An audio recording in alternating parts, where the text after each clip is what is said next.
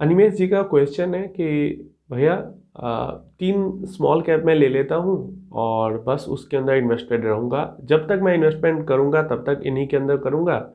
खराब करे अच्छा करे कोई फ़र्क नहीं पड़ता, मैं अपना डिसिप्लिन के साथ इन्वेस्टमेंट करते रहूँगा। एंड ऐसा क्वेश्चन और भी लोगों के माइंड में आ सकता है कि अगर हम ऐसी स्ट्रेटजी अपनाएं कि हम बस फंड के अंदर इन्वेस्टमेंट करें और उसके बाद बस उसी के अंदर इन्वेस्टेड रहे, बहुत ज़्यादा इधर उधर ना करें। खराब भी करे तो वेट करें और अच्छा करे तब तो बढ़िया बात है। तो क्या ये अच्छी स्ट्रेटजी है? तो डेफिनेटली देखो, एक सबसे बड़ा जो लोगों से गलती हो जाता है इन्वेस्टमेंट में, वो यही हो जाता है कि वो पेशेंस के साथ होल्ड नहीं कर पाते। खासकर जब हम स्मॉल कैप फंड की बात करते हैं, और स्मॉल कैप फंड्स के बारे में ही ये भी बात कर रहे हैं। Small cap fund in nature काफ़ी ज़्यादा वॉलेटाइल होती है। कभी बहुत ज़्यादा गिर जाएगी, कभी बहुत टाइम तक कुछ रिटर्न ही नहीं मिलेगा, लेकिन फिर जब रिटर्न मिलता है तो वो सब कवर हो जाता है। जब ऊपर दौड़ लगाती है तो सब कवर कर देती है।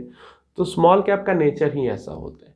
और ऐसे में एक इन्वेस्टर के लिए सबसे जो एक कठिन बात होती है, एक परीक्षा की तरह होती है, कि वो अपने फंड के अंदर डिसिप्लिन के साथ एसआईपी को कंटिन्यू रख सके और पेशेंस के साथ फंड को होल्ड कर सके। और ये चीज़ हमने पास्ट डेटा में भी देखा है कि फंड तो रिटर्न दे देते हैं। एक्सिस म्यूचुअल फंड ने ही एक स्टडी शेयर किया था पिछले साल, आई थिंक, कि म्यूचुअल फंड तो मान लो 20% का रिटर्न दे रहा है साल, मतलब एनुअलाइज्ड अगर 10 साल 15 साल का देखते हैं तो 20% का म्यूचुअल फंड ने रिटर्न दे दिया, लेकिन इन्वेस्टर को 15% भी रिटर्न नहीं मिल पाता। क्यों नहीं मिल पाता? जब म्यूचुअल फंड दे रही है तो इन्वेस्टर को तो मिलना चाहिए। तो उस स्टडी में ये बताया गया था कि म्यूचुअल फंड तो दे रहा है, क्योंकि म्यूचुअल फंड का तो पूरा हमें एक ही म्यूचुअल फंड का डेटा दिख रहा है ना, लेकिन जो इन्वेस्टर है वो उस म्यूचुअल फंड के अंदर बने नहीं रह पाते हैं।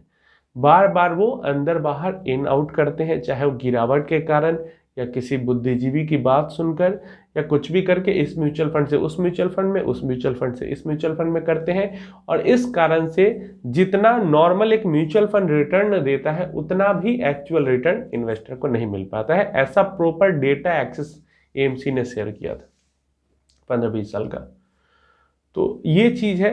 अगर आप लोग या फिर आप जिन्होंने क्वेश्चन भी किया है, अगर आप होल्ड भी करते हो, आपकी जो म्यूचुअल फंड्स है एवरेज जैसे भी परफॉर्म करती है, मतलब मान लो कि 3 म्यूचुअल फंड की अगर बात करते हैं तो एक आपका काफ़ी अच्छा किया, एक एवरेज किया, एक खराब किया, तो तीनों मिला के अगर एवरेज से भी परफॉर्मेंस अगर म्यूचुअल फंड देती है, फिर भी मोस्ट ऑफ द इन्वेस्टर जो होते हैं उनसे आप आगे रहोगे, उनसे आपके रिटर्न्स अच्छे रहेंगे।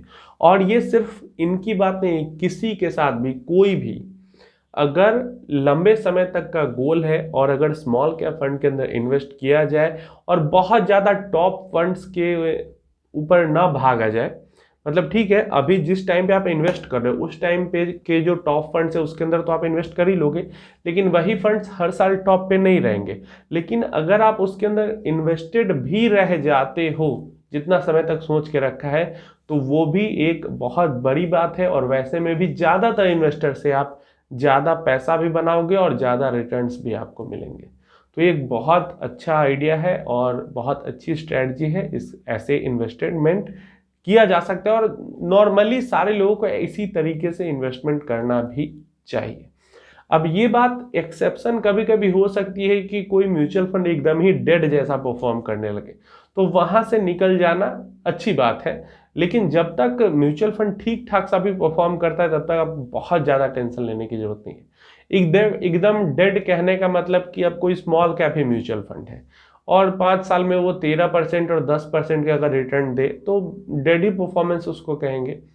तो वैसी चीज़ की बात कर रहा हूँ, जो कि अभी तो वैसे कोई स्मॉल कैप की कैटेगरी में वैसा कोई फंड हमें देखने को नहीं मिला है। फ्यूचर में अगर कोई ऐसा खराब करता है तो, लेकिन अभी की बात करते हैं तो एक्सिस की बात करें जो आपने क्वेश्चन किया, या क्वांट की बात करें या फिर कैनरा की ही बात करते हैं, तो ठीक है, फंड्स अच्छे हैं और कंटिन्यू किया जा सकता है, होल्ड भी किया जा सकता है। बहुत ज़्यादा इधर उधर भागने की ज़रूरत नहीं है।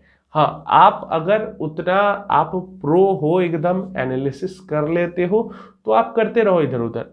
लेकिन ज़्यादातर जो इन्वेस्टर हैं उनको बाई करके और होल्ड करना चाहिए। फंड मैनेजर, फंड के अंदर में फंड मैनेजर है ही इधर उधर करने के लिए, आपको बस बाई करके होल्ड जरूर करना।